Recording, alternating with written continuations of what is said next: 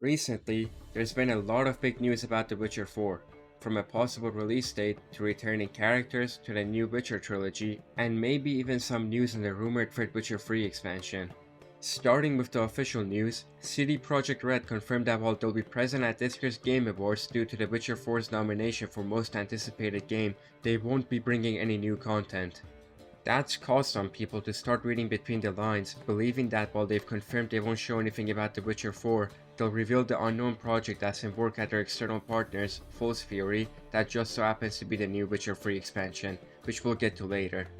For now, what that statement does mean for sure is that we won't be getting another Witcher 4 trailer for some more time. Speaking of trailers, interestingly enough, CDPR confirmed that they haven't even started The Witcher 4's proper marketing campaign. The cinematic trailer at last year's Game Awards was just a reveal trailer, and the tech demo they showed at the Unreal Fest in June was to show their progress on working with Unreal Engine. The actual marketing is expected to start about a year and a half before the game's release date, with that date most likely being sometime in mid to late 2027, with marketing to likely begin as early as June during the Summer Game Fest. While there hasn't been an official announcement about the release date, there's plenty of official information that can narrow it down to somewhere within that window.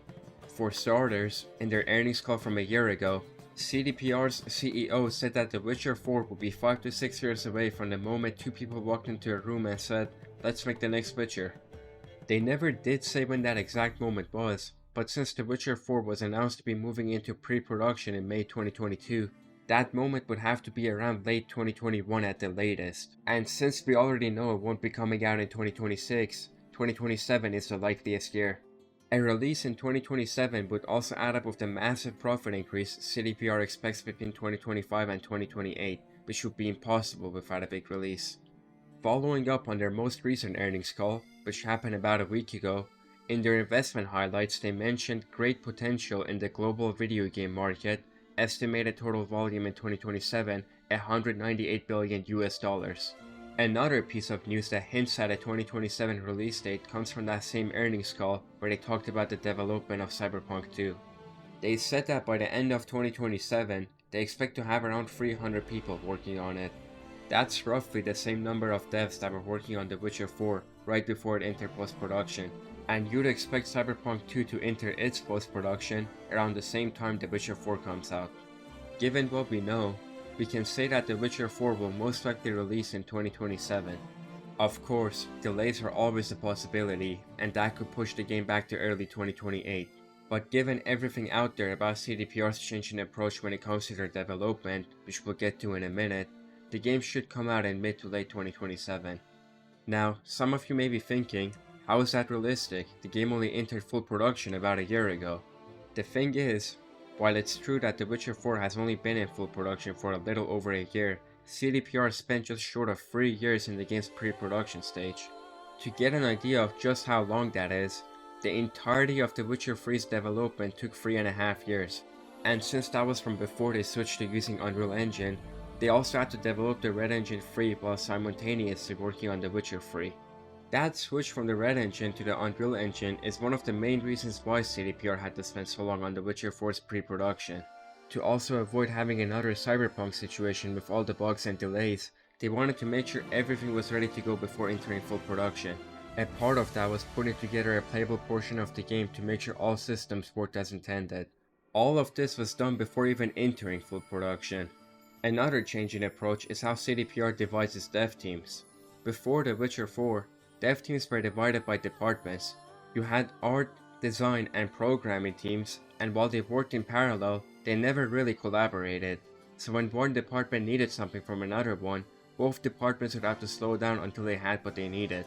This would lead to inconsistencies and miscommunications, which resulted in delays and technical problems. In their new approach, instead of dividing devs by departments, they're divided into small teams made up of programmers, designers, and artists. They work together on the same chunk of the game from start to finish and can truly collaborate. To make sure they don't run into any problems later down the line, constant playtests are held to catch any major issues before moving on. While that covers how CDPR have changed their approach for the better when it comes to The Witcher 4, there's still concern over the switch to Unreal Engine, and rightly so. A lot of games that are made using Unreal Engine 5 aren't polished on release and have a ton of optimization problems. For The Witcher 4, CDPR have worked in close collaboration with experts from Epic Games and Unreal Engine to ensure the game is as well optimized as possible, and this time, they're making a game with a console-first approach. So hopefully you won't need a super high-end PC to play on average settings. The next bit of news is also related to The Witcher 4's development, and it's about the new Witcher trilogy. So we already knew that The Witcher 4 would be the first part of a new saga with Ciri as the protagonist. In that same earnings call from a week ago, CDPR's CEO said that now that they're used to working with Unreal Engine, games will spend less time in development. According to their CEO, they're still sticking by their plan to release the entirety of the new trilogy in 6 years. While it definitely sounds optimistic, that's the difference Unreal Engine can make for CDPR. They no longer have to worry about developing and maintaining an entire engine while also working on a game, and if The Witcher 4 doesn't run into any problems at launch, then there's no reason why they can't deliver on that promise. Moving on to the returning character, it's Yennefer. Her return isn't really the news, as I feel like that was always obvious. Regardless of whatever choice you made in The Witcher 3, that was about who Geralt would end up with. This is Ciri's story, and Ciri and Yennefer have a relationship of their own. It really wouldn't make sense to have Ciri as a protagonist and see nothing of Yennefer. The news is about Denise Gough, who some of you may also know as Dead Ramiro from Andor, respiring her role as Yennefer.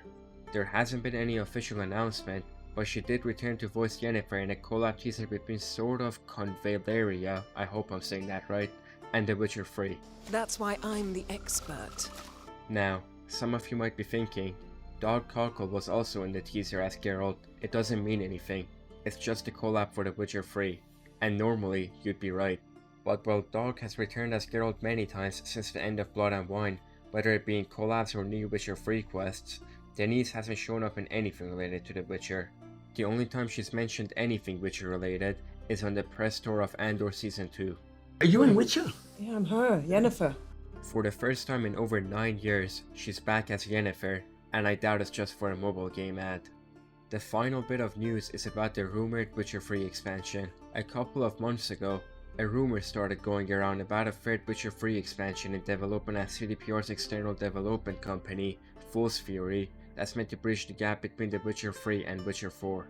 For those of you who may be unfamiliar with them, Fool's Fury is the studio behind making The Witcher 1 remake, and they're also helping CDPR with the development of The Witcher 4.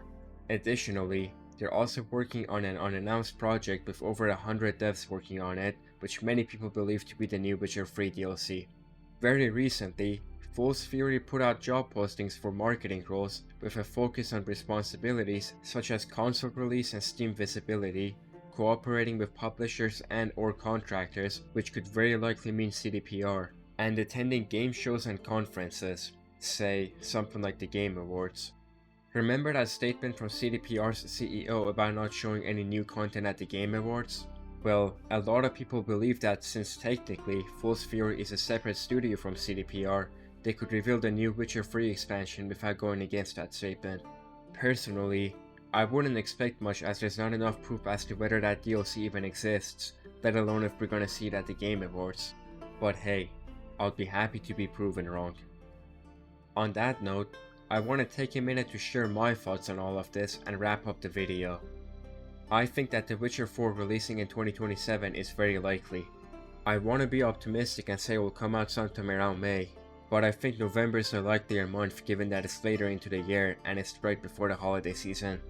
I doubt any delays will happen, but nowadays it does feel like delays are a natural part of video game releases, so who knows. As for The Witcher 3 DLC, I think there's reason to believe it's real. I'll just rather wait for official news before getting my hopes up. Anyways, let me know what you think will happen. It's safe to say that I'm excited for The Witcher 4, and I'm always interested in reading what others think about when the game will come out. That's about it. Thanks for watching.